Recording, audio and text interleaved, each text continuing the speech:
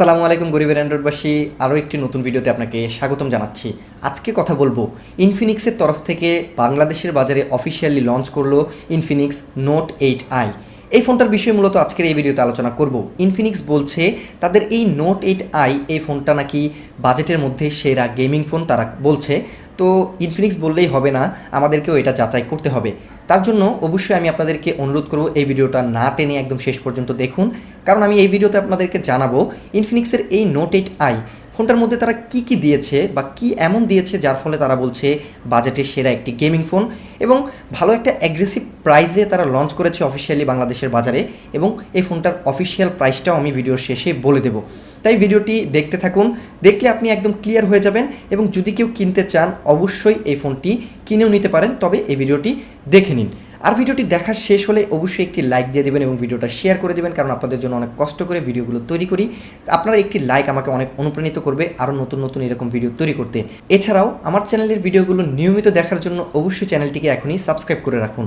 তাহলে আর কথা না বাড়িয়ে চলুন মূল ভিডিওতে চলে যাওয়া যাক। ইনফিনিক্সের এই নোট 8i ফোনটির ডিজাইন এবং বিল্ড কোয়ালিটি আমার কাছে মোটামুটি অ্যাভারেজ লেভেলে লেগেছে, এবং ডিজাইনটা যা করেছে এটা ডায়মন্ড কাট দিয়েছে, প্লাস্টিক বিল্ড, অনেকটা গ্লাসি ফিনিশিং দিয়েছে, মানে ম্যাট ফিনিশ না দিয়ে একটু গ্লাস ফিনিশ দিয়েছে, যার ফলে হাতে নিলে অনেকটা গ্লাসের মতোই দেখাবে। কিন্তু এই ফোনটাতে ব্যবহার করেছে পলিকার্বনেট বা প্লাস্টিক, তবে ডায়মন্ড কাটটার জন্য এই ফোনটাতে একটু আউটলুকটা ভালো করেছে।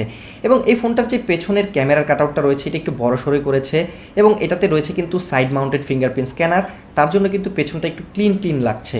এই ফোনটার ডিসপ্লে নিয়ে কথা বলতে গেলে এই ফোনটার ফ্রন্টে দিয়েছে তারা একটি হিউজ 6.78 ইঞ্চের একটি এইচডি রেজুলেশনের ডিসপ্লে।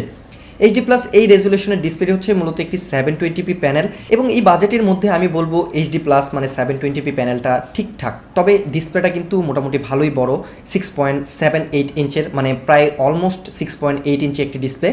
এবং এই ফোনটার ডিসপ্লেটার মধ্যে দিয়েছে কিন্তু একটি 5 হোল কাটআউট, মানে সেলফি ক্যামেরা হিসেবে এখানে 5 হোল কাটআউট ব্যবহার করেছে, যার ফলে এই ফোনটার ডিসপ্লেটা আরও একটু বেশি সুন্দর দেখায়। এবং যখন আপনারা ভিডিও কন্টেন্ট দেখবেন বা গেম খেলবেন তখন দেখা যাবে কি এই ফোনটার ডিসপ্লেটা আপনার কাছে আরও বেশি দুর্দান্তকর লাগছে।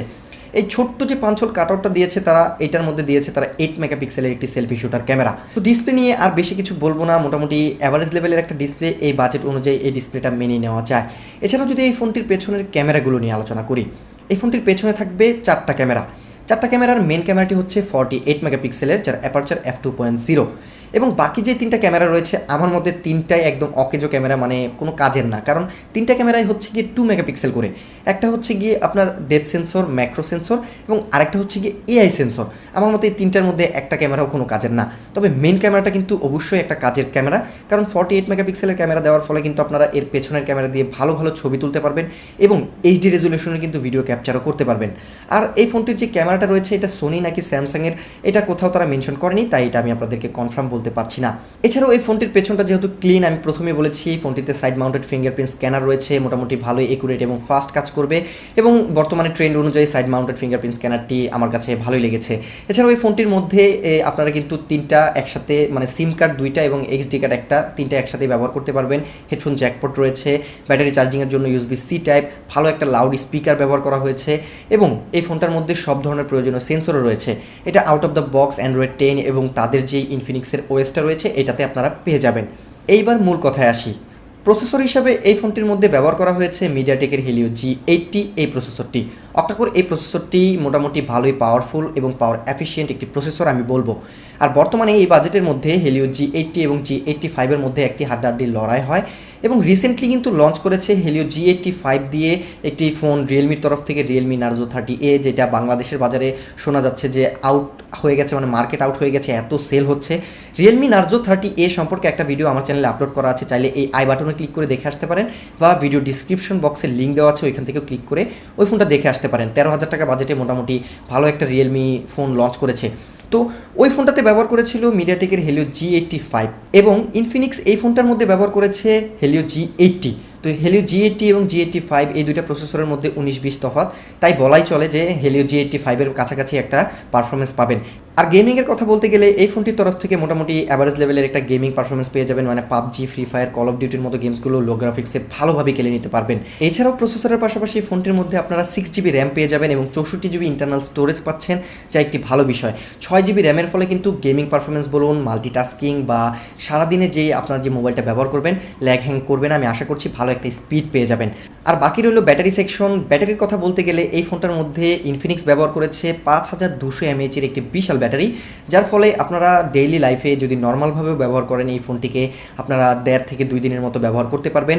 এবং যেহেতু একটা বড় ডিসপ্লে, তবে এইচডি রেজুলেশন, প্রসেসরটাও একটু পাওয়ার এফিশিয়েন্ট, মোটামুটি ভালো একটা ব্যাটারি ব্যাকআপ পাবেন। আর যদি গেমিংও করেন সারাদিন, আমি বলবো ভালো একটা ব্যাটারি ব্যাকআপ পাবেন। এবং আরও যদি চার্জিংয়ের কথা বলি, এই ফোনটার বক্সের মধ্যে একটি 18 ওয়াটের ফাস্ট চার্জার দিয়ে দিয়েছে, যা আমাকে অনেক অবাক করেছে এবং ইনফিনিক্সের তরফ থেকে এটা একটা ভালো কাজ আমি বলবো।